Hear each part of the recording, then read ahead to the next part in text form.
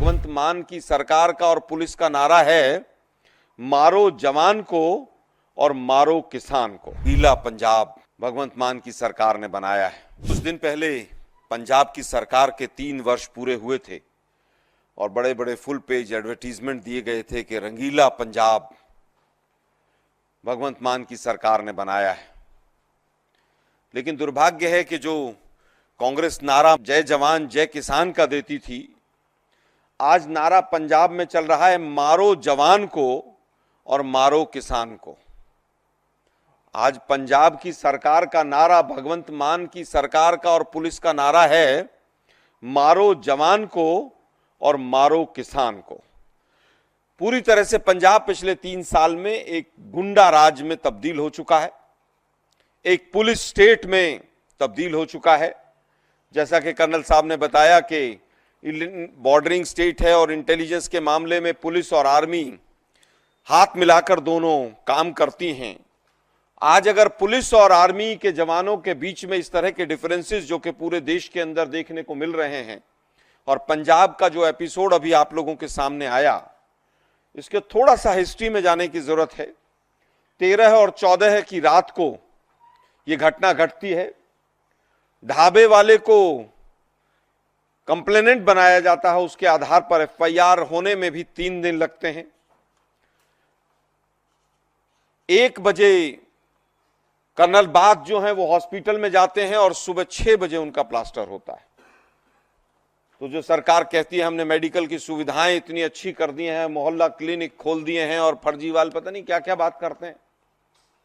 हालत यह है कि कर्नल साहब का हाथ टूटता है क्योंकि उसमें माइनर इंजरी दिखानी होती है कि 307 न लग जाए किसी के ऊपर। पूरी तरह से अननोन लोगों के ऊपर पहली एफआईआर होती है, वो भी 2 दिन के बाद। उसके बाद पूरा मामला मीडिया के माध्यम से और सीसीटीवी फुटेज के माध्यम से देश के सामने आता है। हालत यह है कि आज पंजाब के अंदर पुलिस ने पूरी तरह से गुंडा राज फैला रखा है। आज थाने, वहां की चौकियां, वो भी ग्रेनेड हमलों से, बम फटने से नहीं वंचित हैं।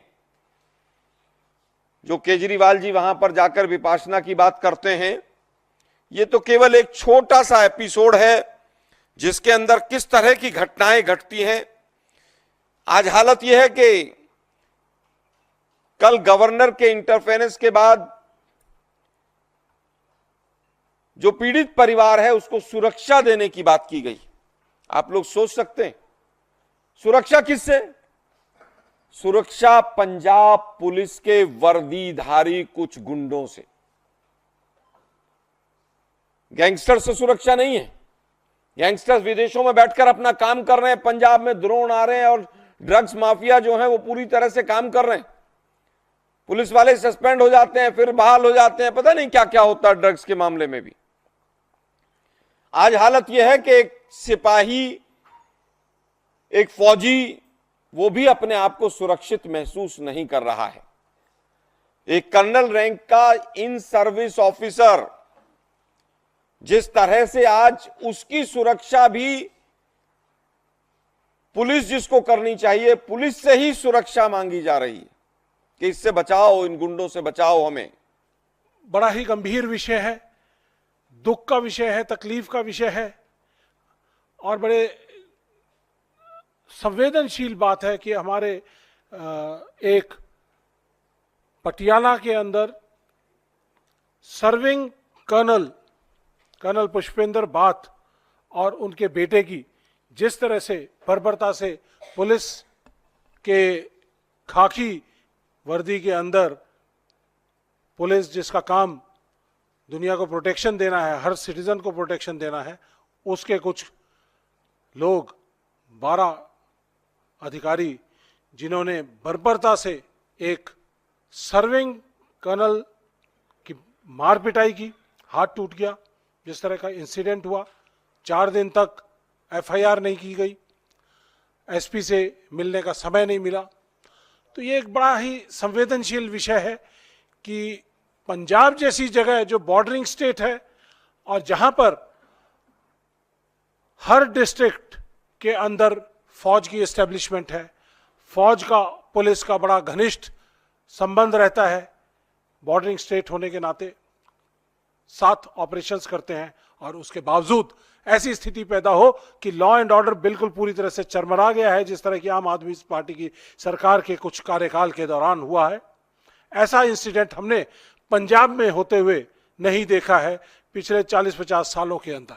ये एक एक्सेप्शनल गुंडागर्दी का केस है जो कि खाकी वर्दी वालों ने किया। मैं एक छोटा सा क्लिप्स आपको दिखाना चाहता हूं कि किस तरह से पूरे देश भर के लोग आहत हैं, अलग अलग सिविल सोसाइटी के लोग, फौज के लोग, सर्विंग, रिटायर्ड, किस तरह से वो लोग आहत हैं, उनके मैसेजेस आ रहे हैं। तो ये एक आपकी यादों को थोड़ा सा तरोताजा करने के लिए, ताकि आपकी इमोशंस जो हैं वो हिले और स्टर हो, उसके लिए video. Can we see this? ये वेस्टर्न आर्मी कमांड ने किया। ये मिसेस बाथ की स्टेटमेंट है। 4 दिन तक एफआईआर लॉन्च नहीं की। एक ढाबे के ऑनर, जहां पे लड़ाई झगड़ा हुआ, जहां पे मार पिटाई हुई, वहां पर उस ढाबे के ओनर को कहा गया कि एफआईआर आप लॉन्च करिए, ताकि उस एफआईआर का कोई औचित्य ना बने। और अननोन लोगों के खिलाफ पुलिस वाला क्या अननोन हो सकता है? तो अननोन लोगों के खिलाफ एफआईआर। ये कर्नल पुष्पेंद्र बाथ, जिनका हाथ तोड़ दिया गया। वीडियो आगे चलिए। ये देखिए, इसके अंदर आप देख सकते हैं किस तरह से इस सीसीटीवी कैमरे के अंदर पुलिस वालों ने गाड़ी के साथ खड़े हुए हैं, किस तरह से जमीन पे कर्नल पुष्पेंद्र बाथ को लेटाया हुआ है और उनको लातों से मार रहे हैं। जब बताया गया कि मैं आर्मी का अफसर हूं, उसके बाद भी लातों से मार रहे हैं। और जाने के समय कहते हैं कि हम एनकाउंटर करके आ रहे हैं, कल कहीं ऐसी खबर ना मिले कि आपका भी एनकाउंटर हो जाए। डराना चाहते हो? फौज के लोगों को डराना चाहते हो? फौजी आदमी जो 140 करोड़ भारतीयों का विश्वास लेकर, उनकी दुआएं लेकर सरहदों के ऊपर लड़ाई लड़ता है, सरहदों की रक्षा करता है, वो सिर्फ संविधान के लिए, तिरंगे की रक्षा करने के लिए वहां पर खड़ा होता है और अपनी जान देने के लिए भी तैयार रहता है। क्या उसको पंजाब पुलिस के ये 10-12 इंस्पेक्टर या जवान ये डरा सकते हैं?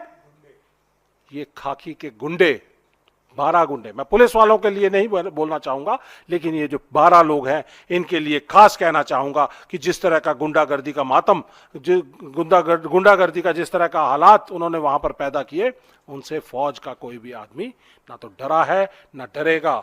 हम संविधान के साथ बंधे हुए हैं। हम अपनी जो हमारी फंडामेंटल राइट्स हैं वो कर्ब की गई हैं। हम किसी पॉलिटिकल एरियाज के अंदर नहीं जा सकते हैं, हम अपनी बातों को किसी प्लेटफॉर्म के ऊपर नहीं रख सकते हैं। आर्मी एक्ट, आर्मी रूल्स हमें इजाजत नहीं देते। लेकिन पूरा का पूरा देश, 140 करोड़ लोग और हमारे एक्स सर्विसमैन ऑर्गेनाइजेशंस, वो सब लोग सामने आए। 142 ऑर्गेनाइजेशंस हैं जिन्होंने हमसे कांटेक्ट किया और कहा कि आप ये बात अपने प्लेटफॉर्म से रखिए।